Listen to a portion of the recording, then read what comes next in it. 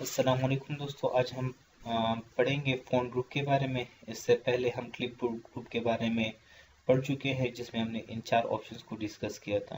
अगर किसी ने मेरी ये वीडियो नहीं देखी तो सब्सक्रिप्शन में आपको लिंक दिया गया होगा। आप पहले इस वीडियो को देख लें, उसके बाद आप इस वीडियो को देख सकते हैं। तो चलिए शुरू करते हैं।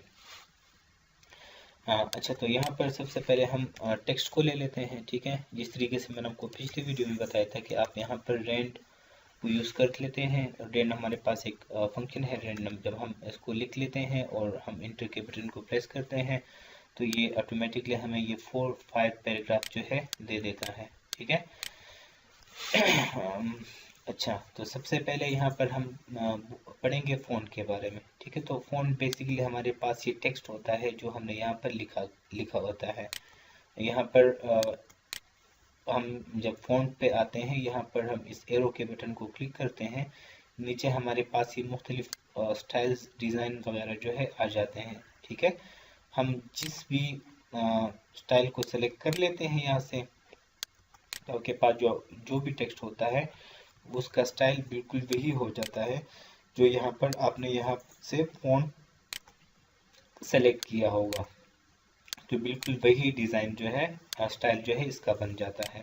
ठीक है, लेकिन इसको हम ज़्यादातर टाइम न्यू रोमन पे रखते हैं। उसके बाद यहाँ पर हमारे पास फ़ॉन्ट साइज़ है। ठीक है, तो फ़ॉन्ट साइज़ क्या काम करता है, ये टेक्स्ट के साइज़ को इंक्रीज़ और डिक्रीज़ करता है।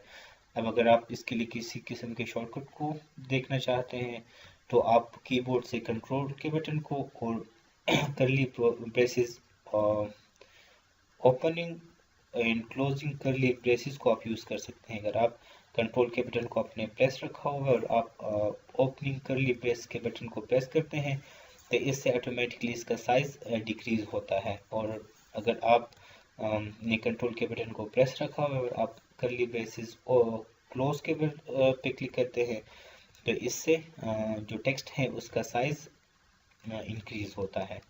ठीक है। उसके बाद हमारे पास ये 2 ऑप्शन है, तो ये भी बिल्कुल वही है। एक फ़ॉन्ट के साइज़ को इंक्रीज़ करता है और दूसरा ऑप्शन जो है वो फ़ॉन्ट के साइज़ को डिक्रीज़ करता है। उसके बाद हमारे पास ये सेंटेंस केस का चेंज केस का एक ऑप्शन मौजूद होता है जो कि हमारे ऑप्शंस को, हमारे टेक्स्ट को मुख्तलिफ तरीक़ों से प्रेजेंट करता है। जिस तरीके से हम आ जाते हैं सेंटेंस केस पे क्लिक करते हैं तो ये चूँकि पहले ही से सेंटेंस केस पे है। सेंटेंस केस बेसिकली क्या काम करता है कि जिस तरीके से आप सबको ग्रामर्स के रूल्स का पता है, ठीक है, कि सेंटेंस का फर्स्ट वर्ड कैपिटल होता है और बाकी जितने भी वर्ड्स होते हैं फुल स्टॉप तक वो बाकी सारे स्मॉल रहते हैं। तो ये सेंटेंस केस है। ठीक है। उसके बाद हमारे पास यहाँ पर लोअर केस है। अगर आप लोअर केस पे क्लिक कर लेते हैं तो यहाँ पर आप इस तरीके से देख सकते हैं कि सारा का सारा पैराग्राफ जो है ये लोअर केस में है। इसमें अब एक सिंगल वर्ड भी कैपिटल आपको नज़र नहीं आ रहा। इवन के पैराग्राफ का जो फर्स्ट वर्ड है, हर एक सेंटेंस का जो फर्स्ट वर्ड है वो भी आपको स्मॉल नज़र आ रहा है। ठीक है। इसी तरीके से हमारे पास अपर केस है। ये हर एक वर्ड को अपर केस में मतलब अपर केस में ले जाता है। ठीक है। इसी तरीके से कैपिटलाइज ईच वर्ड, तो कैपिटलाइज ईच वर्ड क्या काम करता है, ये हर एक वर्ड के फर्स्ट कैरेक्टर को कैपिटल कर देता है। जिस तरह के वीडियो में वी कैपिटल हो गया, प्रोवाइड्स में पी कैपिटल हो गया, पावरफुल में पी एंड सो ऑन। ठीक है। उसके बाद हमारे पास टॉगल केस है। तो टॉगल केस क्या काम करेगा कि हमारे पास जो वर्ड्स अभी कैपिटल है ये स्मॉल हो जाएंगे और जो जितने भी स्मॉल वर्ड्स है वो हमारे पास कैपिटल हो जाएंगे। तो यहाँ पर देख लें आप, फर्स्ट वर्ड जो है वो हमारे पास स्मॉल हो गया और बाकी जितने भी वर्ड्स थे वो हमारे पास कैपिटल हो गए हैं। उसके बाद हमारे पास हाफ विड्थ है। तो हाफ विड्थ ये अभी जिस स्टाइल में है ये हाफ विड्थ में ही है। अगर आप इसको क्लिक कर लेंगे तो इस पर किसी भी किस्म का कोई असर वगैरह जो है वो नहीं होगा। ठीक है। उसके बाद आप फुल विड्थ पे, एक मिनट हम इसको पहले सेंटेंस केस में ले जाते हैं वापस। और उसके बाद आप फुल विड्थ पे क्लिक कर लें। ठीक है, तो फुल विड्थ जो है ये फुल विड्थ पे चले जाते हैं। ठीक है। हाफ विड्थ जो होता है वो ये जो है ये वाला टेक्स्ट ये ऑटोमेटिकली हाफ विड्थ पे ही रहता है। ठीक है। हाँ, तो ये हो गया है अच्छा, उसके बाद हमारे पास जो नेक्स्ट ऑप्शन है वो हमारे पास है फॉर्मेट क्लीनर, ठीक है, जिस पे हमने किसी भी किस्म की जो फॉर्मेटिंग की होती है वर्ड्स पे ये उनको रिमूव करता है। जिस तरीके से अब ये टेक्स्ट हमारे पास कौन से में है, ये टाइम न्यू रोमन में है। इवन कि अगर हमने इसके साइज को इंक्रीज किया हो, ठीक है, लेट्स से ये 22 साइज है इसका, हमने इसको सॉरी हमने इसके कलर को चेंज किया, सॉरी मैंने सेलेक्ट नहीं किया था, ठीक है। अब मिसाल के तौर पर हमने इसके कलर को चेंज किया, ठीक है, जो भी हमने फॉर्मेटिंग वगैरह जो है अप्लाई की हुई है, जो भी स्टाइल हमने इसका रखा हुआ है। लेकिन जब हम आ जाते हैं और इस क्लियर फॉर्मेटिंग पे क्लिक करते हैं तो आप देख सकते हैं कि इसका जो साइज़ था वो ऑटोमेटिकली 11 पे आ जाता है और जो स्टाइल होता है वो कैलिब्रे पे आ जाता है, ठीक है। तो ये जितनी भी फॉर्मेटिंग होती है उसको क्लियर करता है। उसके बाद हमारे पास ये है गाइड, पोनिक गाइड, ठीक है। तो पोनिक गाइड क्या काम करता है, ये आपको पोनिक्स प्रोवाइड करता है। जिस तरह के एक वर्ड की प्रोनाउंसिएशन होती है, आप जब किसी वर्ड को प्रोनाउंस करते हैं तो डिक्शनरी में उसके नीचे एक ख़ास किस्म के वर्ड्स लिखे गए होते हैं। जिस अगर आप वीडियो को देख लें, इसमें ये वी आई, तो ये आई जो है ये ई की आवाज़ देता है। जिस तरह कि हम रीड करते हैं ना इसको वीडियो, ये आई जो है किसकी आवाज़ देता है, ई की।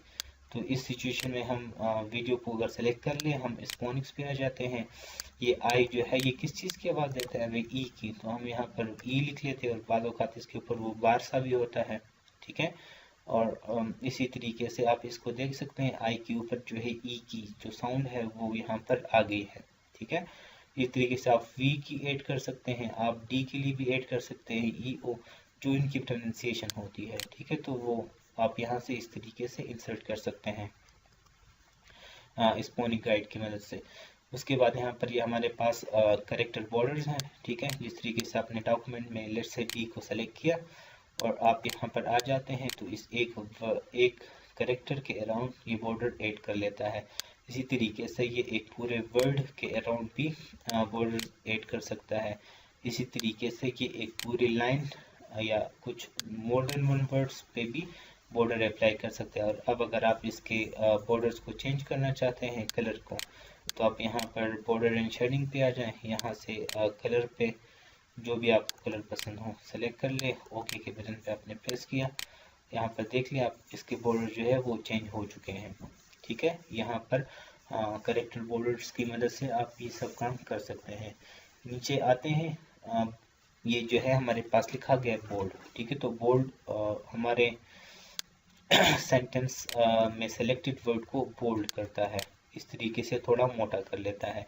कंट्रोल बी इसका शॉर्टकट है, ठीक है। एक बार आपने कंट्रोल बी प्रेस किया ये अनबोल्ड हो गया, और आपने फिर से कंट्रोल बी प्रेस किया ये बोल्ड हो गया।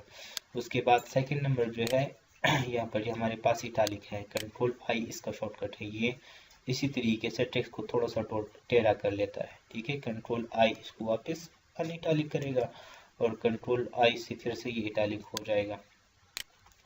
उसके बाद ये जो है हमारे पास अंडरलाइन का ऑप्शन है, इसकी मदद से हम टेक्स्ट को अंडरलाइन कर सकते हैं। कंट्रोल यू जो है इसके लिए शॉर्टकट है, अंडरलाइन के लिए कंट्रोल यू शॉर्टकट है, ठीक है।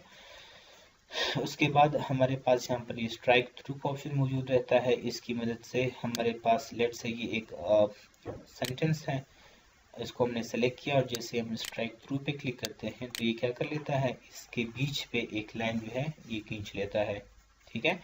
उसके बाद आपके पास ये सबस्क्रिप्ट और सुपरस्क्रिप्ट का ऑप्शन मौजूद है। लेट्स से हमारे पास यहाँ पर कोई मैथमेटिकल लेट्स से हम लिखना चाहते हैं एक्स स्क्वायर, ठीक है। लेकिन जब मैंने x2 लिखा तो ये इस तरीके से शो हो रहा है, मतलब ये 2 जो है ये स्क्वायर पे किस तरीके से हम लिखेंगे, तो इसलिए हम इसके लिए ये सुपरस्क्रिप्ट और सबस्क्रिप्ट के ऑप्शन को यूज़ करते हैं, ठीक है। तो आपने इसको एक्स स्क्वायर लिखना है तो x हमने लिखा, 2 को हमने सेलेक्ट किया, आ गए हम यहाँ पर सुपरस्क्रिप्ट पे, जैसे हमने सुपरस्क्रिप्ट पे क्लिक किया तो ये एक्स स्क्वायर बन जाता है। इसी तरीके से मैंने इस 2 को फिर से सेलेक्ट किया, जब मैं यहाँ पर सबस्क्रिप्ट पे क्लिक करता हूँ तो ये बेस पे चला जाता है, ठीक है। अच्छा उसके बाद हमारे पास यहाँ पर टेक्स्ट इफेक्ट्स का ऑप्शन मौजूद है, ठीक है। तो टेक्स्ट इफेक्ट्स जो है लेट्स से यहाँ पर हमारे पास एक नेम है, अहमद। ठीक है, हमने अहमद लिखा। हम इसके साइज को भी थोड़ा सा बढ़ा लेते हैं ताकि आप लोगों को क्लियर नज़र आए।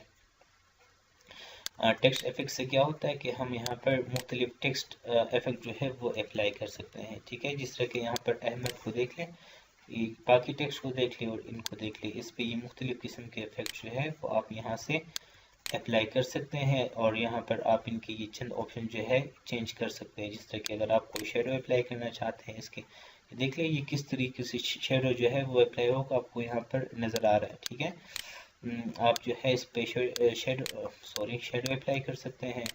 शेडो अप्लाई करने के साथ साथ आप रिफ्लेक्शन भी इसको दे सकते हैं। ठीक है, देखिए अगर आप यहाँ पर देख ले, आपने क्लिक किया तो नीचे शेडो नज़र आ रहा है वगैरह वगैरह। टेक्स्ट में मुख्तलिफ किस्म के इफेक्ट्स अगर आप अप्लाई करना चाहते हैं, आप यहाँ से अप्लाई कर सकते हैं। उसके बाद हमारे पास ये हाइलाइटर है, टेक्स्ट हाइलाइटर। ठीक है, तो मिसाल के तौर पर मैंने इस लेट से यहाँ तक सेलेक्ट किया इसको और मैं चाहता हूँ कि ये हाईलाइट हो जाए, तो हम यहाँ से इसको हाईलाइट कर सकते हैं।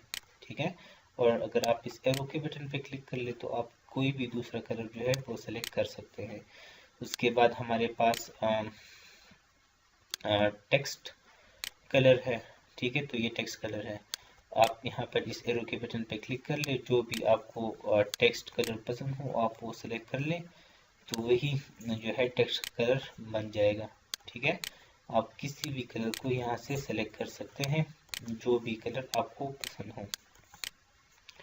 उसके बाद यहाँ पर हमारे पास ये कैरेक्टर शेडिंग है। ठीक है, तो लेट से हमारे पास ये वीडियो है, हमने इसको सेलेक्ट किया और जब हम यहाँ पर कैरेक्टर शेडिंग में आ जाते हैं, अब यहाँ पर देखिए मैंने यहाँ पर क्लिक किया लेकिन ये शेड हो चुका है, ये कैरेक्टर्स को शेड करता है। लास्ट में हमारे पास इनक्लोज कैरेक्टर का ऑप्शन मौजूद रहता है, जिसकी मदद से हम किसी चीज़ को इनक्लोज कर सकते हैं मुख्तलिफ सिम्बल्स में। जिस तरह कि आपने मुख्तलिफ जगह पर देखा होगा कि कॉपीराइट के लिए सी लिखा गया होता है। ठीक है, लेकिन ये सी जो है ये एक सर्कल के अंदर मौजूद रहता है। तो इसके लिए हम इसको सेलेक्ट कर लेंगे और सिलेक्ट करने के बाद हम यहाँ पर आ जाएंगे। यहाँ पर हमने स्टाइल को सिलेक्ट किया और इसको सर्कल ही रखते हैं। ये मुख्तलिफ शेप से आप ट्रायंगल के अंदर भी इसी को इनक्लोज कर सकते हैं, रेक्ट स्क्वायर के अंदर भी और डायमंड सिंबल के अंदर भी, शेप के अंदर भी आप इसको इनक्लोज कर सकते हैं। तो जैसे हमने क्लिक किया तो यहाँ पर देख लें सी जो है इसकी फॉर्मेटिंग को हम क्लियर कर लेते हैं। ठीक है, यहाँ पर आप देख लीजिए सी जो है वो इनक्लोज हो चुका है। ठीक है, हम किसी दूसरी जगह पर भी कर लेते हैं इसको। लेट्स से यहाँ पर आपके पास लेट्स से W है। ठीक है, या R हो गया, जो भी है आपने सेलेक्ट किया और यहाँ से आप इसके शेप को भी चेंज कर सकते हैं। तो आप देख सकते हैं ठीक है कि जो कैरेक्टर है वो उसी सिंबल के अंदर इनक्लोज हो गया है E। ठीक है, और ओके, तो ये देखें इनक्लोज हो चुका है। इंशाल्लाह नेक्स्ट ट्यूटोरियल में हम पैराग्राफ ग्रुप के बारे में पढ़ेंगे इंशाल्लाह।